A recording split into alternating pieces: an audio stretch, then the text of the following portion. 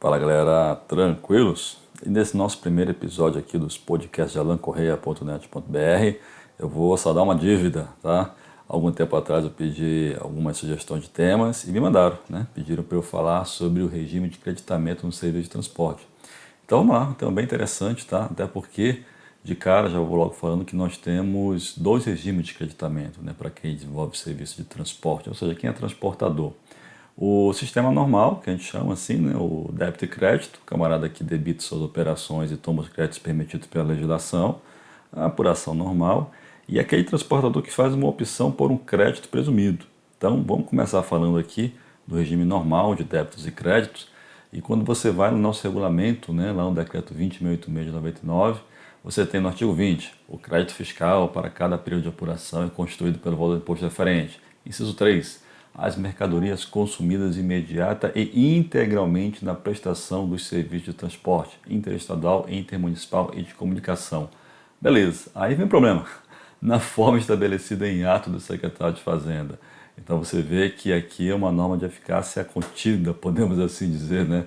Fica pendente de um ato e esse ato foi publicado lá em 2018. Tá? Até teve um ato anterior, mas foi revogado, então o que está atualmente vigente é essa resolução GCFAS 22 de 2018, que estabelece os procedimentos relativos às operações com óleo diesel destinado integralmente na prestação do serviço de transporte interestadual e intermunicipal.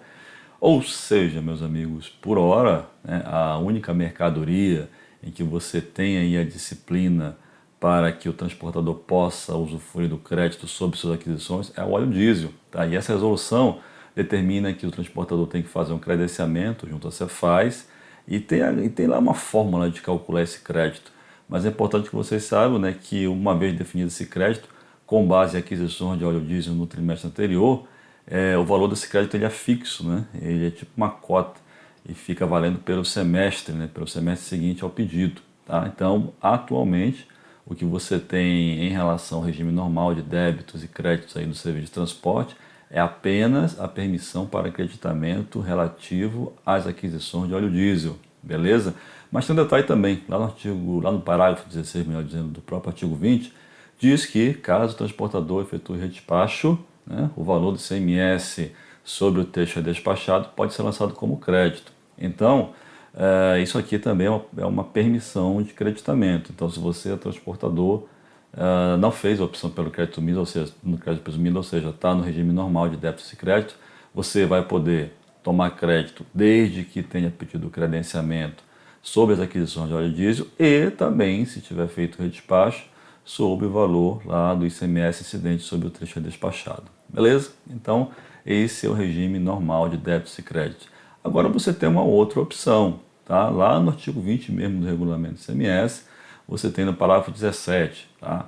Em substituição à sistemática de apuração normal do imposto, os prestadores de serviço de transporte poderão optar por um crédito presumido de 20% sobre o valor do ICMS devido na prestação. Ou seja, você tem lá o débito do imposto relativo ao teu serviço de transporte e em cima desse débito você tem já de cara 20% como crédito presumido. Só que esse crédito presumido substitui todos os demais créditos que você porventura teria direito, inclusive no caso de redespacho. Tá? Então, se você fizer a opção por esse crédito presumido e contratar lá um redespacho, o ICMS sobre esse serviço despachado você não vai poder se creditar, beleza? E aí vale também mais alguns comentários. Lá no artigo 58, né, do regulamento do ICMS, determina, né, que para a utilização desse crédito fiscal presumido de 20%, os transportadores vão ter que manifestar a opção por meio do domicílio tributário eletrônico. E aí você tem a resolução número 33 de 2020, lá do ano passado, que disciplina como é que é o procedimento, né, para essa opção, para a concessão do crédito presumido no serviço de transporte, os 20% aí sobre o débito dessa prestação de serviço.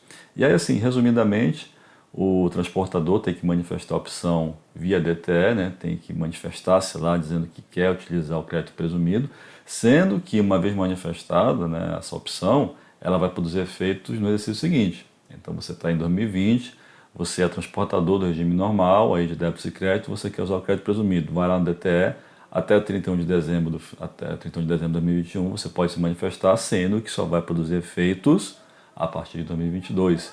E uma vez que você faça a opção, de repente você se arrependeu, você pode cancelar, vai no DTE e pede cancelamento, mas da mesma forma só vai produzir efeitos a partir do exercício seguinte. Então isso aqui é importante. Tanto a opção quanto o cancelamento da opção só produz efeitos, só passam a valer a partir do exercício seguinte. Tá? E aqui é um detalhe interessante. Essa opção, uma vez que você faça a opção que você queira usufruir do crédito presumido, essa opção tem que ser exercida em uma inscrição específica e exclusiva relativa à atividade de transporte de serviço, prestação de serviço de transporte. Como assim? Ora, de repente você tem ali um estabelecimento que sei lá, presta serviço de transporte e também tem atividade comercial. Então você vai ter que ter duas inscrições, uma específica para atividade de serviço de transporte, e é nessa inscrição que você vai exercer a opção pelo crédito presumido, tá? Você vai calcular os 20% sobre os débitos. Beleza? Então é isso, gente, tá? Então, no caso do serviço de transporte, você tem essas duas opções, né? Você tem essas duas formas aí de apropriação de crédito do regime de creditamento. A sistemática normal, débito e crédito, mas no caso, atualmente apenas o crédito sobre aquisição de óleo diesel ou sobre contratação de redespacho, e a opção pelo crédito presumido de 20%, observando aí a disciplina da resolução número 33 de 2020. Ok, gente? Então é isso, a gente fica por aqui e aí nos vemos no próximo episódio aí dos podcasts de Alan Correia. Beleza? Valeu, gente. Tchau!